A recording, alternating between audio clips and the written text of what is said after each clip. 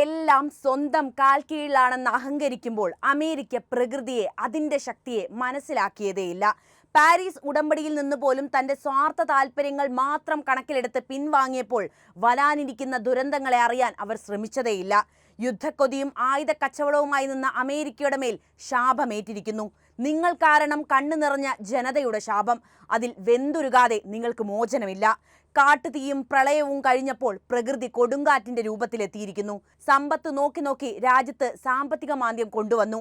പ്രകൃതിയെ അവഗണിച്ച് പ്രകൃതി ദുരന്തങ്ങളും അമേരിക്കയിൽ നിത്യസംഭവമായി മാറുകയാണ്. എന്താണ് അമേരിക്കയെ ശ്വാസം മുട്ടിക്കുന്ന പുതിയ ദുരന്തം? നമുക്ക് പരിശോധിക്കാം. മധ്യ അമേരിക്കയിലുടനീളം വീശിയടിച്ച ചുഴലിക്കാറ്റിൽ കനത്ത നാശനഷ്ടമാണ് സംഭവിച്ചത്. ചുഴലിക്കാറ്റിൽ മരിച്ചവരുടെ എണ്ണം 36 ആയെന്നാണ് റിപ്പോർട്ട്. മിസോറിയിൽ മാത്രം 14 മരണമാണ് സ്ഥിരീകരിച്ചിട്ടുള്ളത്. തെക്കുകിഴക്കൻ സംസ്ഥാനങ്ങളിലാകെ കോടികളുടെ നാശനഷ്ടം ഉണ്ടായെന്നാണ് വ്യക്തമാകുന്നത്. 7 സംസ്ഥാനങ്ങളിലെ വൈദ്യുതി ബന്ധം ചുഴലിക്കാറ്റ് താറുമാറാക്കിയിട്ടുമുണ്ട്. ചിലയിടങ്ങളിൽ വൈദ്യുതി ബന്ധം പുനഃസ്ഥാപിച്ചുവെങ്കിലും വിവിധ നഗരങ്ങൾ ഇപ്പോഴും ഇരുട്ടിലാണ് എന്നാണ് നമുക്ക് ലഭിക്കുന്ന വിവരം. ടെക്സസിൽ പൊടിക്കാറ്റിനെ തുടർന്നുണ്ടായ കാർ അപകടങ്ങളിൽ 3 മരണം ഉൾപ്പെടെ 20 പേർ കൊല്ലപ്പെട്ടുവെന്നും റിപ്പോർട്ടുകൾ വരുന്നുണ്ട്. ചുഴലിക്കാറ്റ് ഏറ്റവും അധികം നാശനഷ്ടം വിതച്ച മിസോറിയിൽ 14 പേർ കൊല്ലപ്പെട്ടു. 26 ചുഴലിക്കാറ്റുകൾ രൂപപ്പെട്ടതായി മുന്നറിയിപ്പുകൾ ഉണ്ടായിരുന്നുവെങ്കിലും ഇവയെല്ലാം നിലം തൊട്ടതായി സ്ഥിരീകരണമില്ല. മിസോറിയിൽ പലയിടങ്ങളിലും ഇനിയും വൈദ്യുത ബന്ധം പോലും പുനഃസ്ഥാപിക്കപ്പെട്ടിട്ടില്ല. സാധാരണ നിലയിലേക്ക് എത്തുന്നതുവരെ സുരക്ഷിത സ്ഥാനങ്ങളിലേക്ക് മാറാൻ അധികൃതർ മുന്നറിയിപ്പും നൽകിയിട്ടുണ്ട്. കഴിഞ്ഞ ദശകങ്ങളിൽ നമ്മൾ പരിശോധന നടത്തുകയാണെങ്കിൽ അമേരിക്കയിൽ പ്രകൃതി ദുരന്തങ്ങളുടെ ആവൃത്തിയും തീവ്രതയും വർദ്ധിച്ചു വരികയാണ് എന്ന റിപ്പോർട്ടുകളാണ് പുറത്തുവരുന്നത്. കാലാവസ്ഥാ വ്യതിയാനം, നഗരവികസനം, പ്രകൃതിദത്ത കാലാവസ്ഥാ ചക്രങ്ങൾ എന്നിവയുൾപ്പെടെ ഒന്നിലധികം ഘടകങ്ങൾ ഈ പ്രവണതയ്ക്ക് കാരണമാകുന്നു എന്നാണ് വിദഗ്ധരുടെ വിലയിരുത്തൽ. ഇപ്പോൾ തന്നെ ശക്തമായ ഒരു കൊടുങ്കാറ്റാണ് വില്ലനായി മാറിയിരിക്കുന്നത്. അതിന്റെ ഫലമായി കുറഞ്ഞത് 39 പേർ മരിക്കുകയും വ്യാപകമായ നാശനഷ്ടങ്ങൾ സംഭവിക്കുകയും ചെയ്തിട്ടുമുണ്ട്.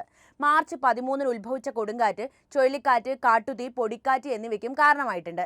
മിസോറിയയിലാണ് ഏറ്റവും കൂടുതൽ നാശനഷ്ടം സംഭവിച്ചിട്ടുള്ളത്. 12 മരണങ്ങൾക്ക് കാരണമായത് ഒന്നിലധികം ചുഴലിക്കാറ്റുകൾ അനുഭവപ്പെട്ടതായിട്ടാണ് വിലയിരുത്തലുകൾ. Kansas, Arkansas, Texas, Mississippi, Alabama, Oklahoma എന്നിവയുൾപ്പെടെ മറ്റ് സംസ്ഥാനങ്ങളിലും നാശനഷ്ടങ്ങൾ വ്യാപകമായിട്ട് റിപ്പോർട്ട് ചെയ്തിട്ടുണ്ട്. കൊടുങ്കാറ്റ് ഉയർത്തുന്ന അപകട സാധ്യതകൾ കാരണം വാഹനങ്ങളിലോ മരങ്ങൾക്കിടയിലോ അഭയം തേടുന്നത് ഒഴിവാക്കാൻ നാഷണൽ വെതർ സർവീസ് മുന്നറിയിപ്പ് നൽകിയിട്ടുണ്ട്.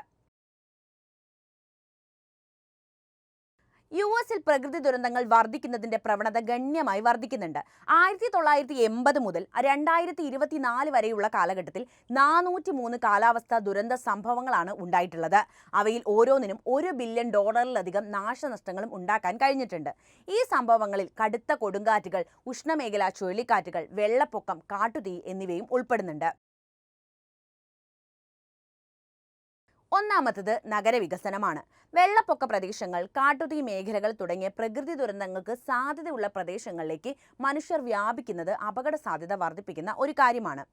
ഇനി പ്രകൃതി കാലാവസ്ഥാ ചക്രങ്ങളാണ്.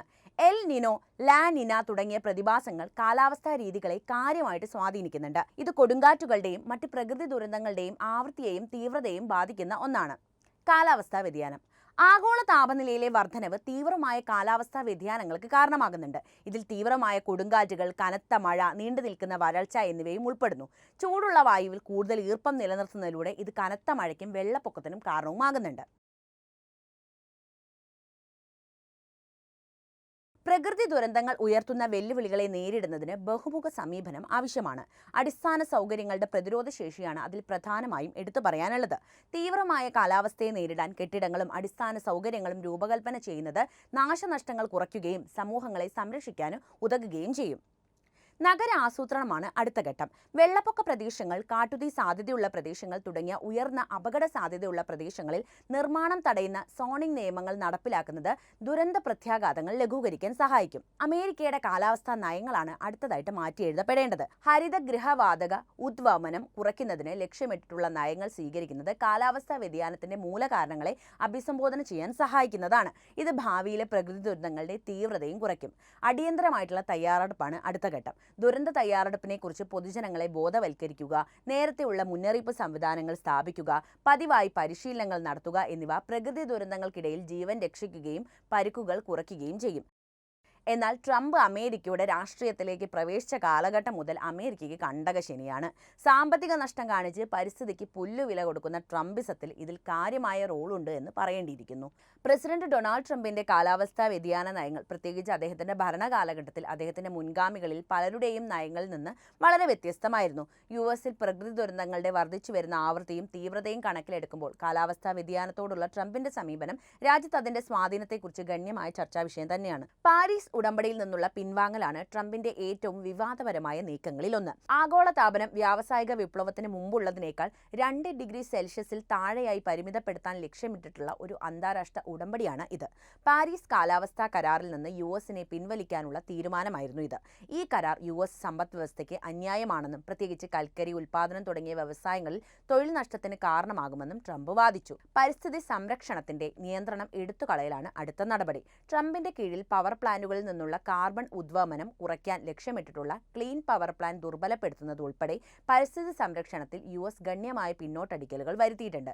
കൂടാതെ വാഹനങ്ങളിൽ നിന്നുള്ള ഉദ്വമനം നിയന്ത്രിക്കുന്ന നിയമങ്ങൾ, എണ്ണ വാതക ഉൽപ്പാദനത്തിൽ നിന്നുള്ള മീഥേൻ ഉദ്വമനം, തണ്ണീർത്തടങ്ങൾക്കും വന്യജീവികൾക്കും വേണ്ടിയുള്ള സംരക്ഷണം എന്നിവ പിൻവലിച്ചുകൊണ്ടുള്ള സമീപനമായിരുന്നു ട്രംപിന്റേത്. ട്രംപ് ഭരണത്തിന് കീഴിൽ പ്രകൃതി കലിയടങ്ങുന്നതേയില്ല. ചുഴലിക്കാറ്റായും കാട്ടുതീയായും പ്രളയവുമായും ഒക്കെ തന്നെ അമേരിക്കയെ തകർത്തുകൊണ്ടിരിക്കുകയാണ് പ്രകൃതി. ചുഴലിക്കാറ്റുകൾ, കാട്ടുതീ, വെള്ളപ്പൊക്കം, ഉഷ്ണതരംഗങ്ങൾ തുടങ്ങിയ പ്രകൃതി ദുരന്തങ്ങളുടെ വർധനവിനും തീവ്രതയ്ക്കും കാലാവസ്ഥാ വ്യതിയാനം കാരണമാകുമെന്ന് വ്യാപകമായി പറയപ്പെടുന്നുണ്ട്. കഴിഞ്ഞ കുറച്ച് ദശകങ്ങളായി നമ്മൾ നോക്കുകയാണെങ്കിൽ യുഎസിൽ പ്രകൃതി ദുരന്തങ്ങളുടെ തോത് വലിയ രീതിയിൽ വർദ്ധിച്ചിട്ടുമുണ്ട്. ഭൂമിയിൽ ചൂട് വർദ്ധിക്കുന്നതാണ് ഇതിന്റെ കാരണമെന്നാണ് ശാസ്ത്രജ്ഞരുടെ വിലയിരുത്തൽ. നിയന്ത്രണങ്ങൾ നീക്കുന്നതിനും ഫോസിൽ ഇന്ധന വ്യവസായങ്ങളെ പിന്തുണയ്ക്കുന്നതിനും ഊന്നൽ നൽകിയ ട്രംപിന്റെ കാലാവസ്ഥാ നയങ്ങൾ ആഗോള താപനത്തിന് കാരണമാകുന്ന ഉദ്വമനം കുറയ്ക്കുന്നതിൽ പരാജയപ്പെട്ടതിലൂടെ ഈ പ്രവണത കൂടുതൽ വഷളാക്കിയിരിക്കാനുള്ള സാധ്യതയും ഏറെയാണ്. 2005 കത്രീന ചുഴലിക്കാറ്റ്, 2017 മരിയ ചുഴലിക്കാറ്റ് തുടങ്ങിയ വിനാശകരമായ ചുഴലിക്കാറ്റുകൾ യുഎസിൽ വലിയ ആഘാതം സൃഷ്ടിച്ചവയാണ്.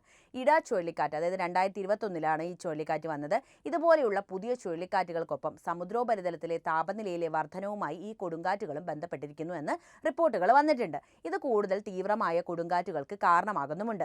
പാരീസ് ഉടമ്പടിയിൽ നിന്ന് ട്രംപ് പിന്മാറുകയും പുനരുപയോഗിക്കാവുന്ന ഊർജ്ജത്തിന് പ്രാധാന്യം നൽകാതിരിക്കുകയും ചെയ്തതാണ് യുഎസിനെ ഈ കൊടുങ്കാറ്റുകളുടെ വർദ്ധിച്ച തീവ്രതയ്ക്ക് ഇരയാക്കിയതെന്നും വിമർശകർ പറയുന്നു. കാട്ടുതീയിലേക്ക് വരികയാണെങ്കിൽ പ്രത്യേകിച്ച് കാലിഫോർണിയ പോലുള്ള സ്റ്റേറ്റ്സിലാണ് കാട്ടുതീയുടെ ആവർത്തി വർദ്ധിച്ചിട്ടുള്ളത്.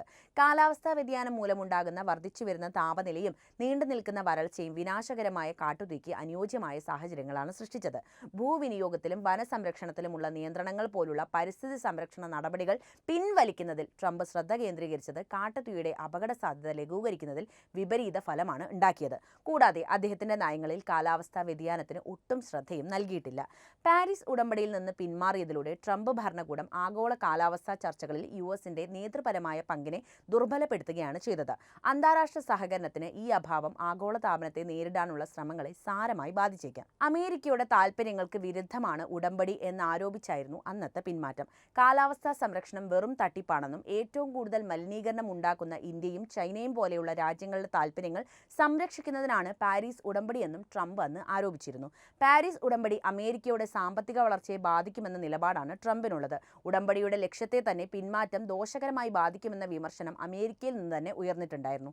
2015 ഡിസംബറിൽ ഫ്രാൻസിന്റെ തലസ്ഥാനമായ പാരീസിൽ ചേർന്ന കാലാവസ്ഥാ ഉച്ചകോടിയാണ് ആഗോളതാപനം നിയന്ത്രിക്കാനുള്ള പുതിയ ഉടമ്പടി മുന്നോട്ട് വെച്ചത്.